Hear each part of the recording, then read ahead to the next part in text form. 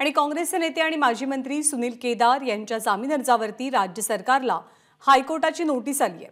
6 जानेवारीपर्यंत राज्य सरकारला उत्तर सादर करण्याचे कोर्टाचे आदेश आहेत। सुनील केदार यांच्या जामीन अर्जावरची पुढची सुनावणी आता 9 तारखेला 9 जानेवारीला पार पडेल।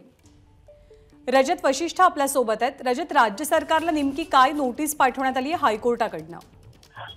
आज उच्च न्यायालयाच्या नागपूर खंडपीठामध्ये सुनील केदार यांचा जामीन अर्ज सुनावणीला आलेला होता आणि या प्रकरणी एक न्यायालयीन प्रक्रिया असते। जेव्हा हे प्रकरण उच्च न्यायालयासमोर पहिल्यांदा आलेले आहे, त्यामुळे त्या नियमाप्रमाणे या प्रकरणामध्ये जे दुसरा पक्ष आहे म्हणजे राज्य सरकार जो आहे त्यांना या संदर्भात नोटीस पाठवण्यात आलेली आहे।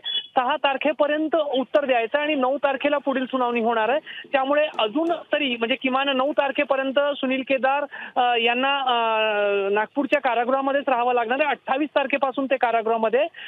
आज जी नोटीस राज्य सरकारला पाठवण्यात आलेली त्याला राज्य सरकारकडून 6 तारखेपर्यंत काय उत्तर दिलं जातं त्या आधारावर 9 तारखेला पुढील सुनावणी ठेवण्यात आलेली आहे। धन्यवाद रजत या माहितीबद्दल।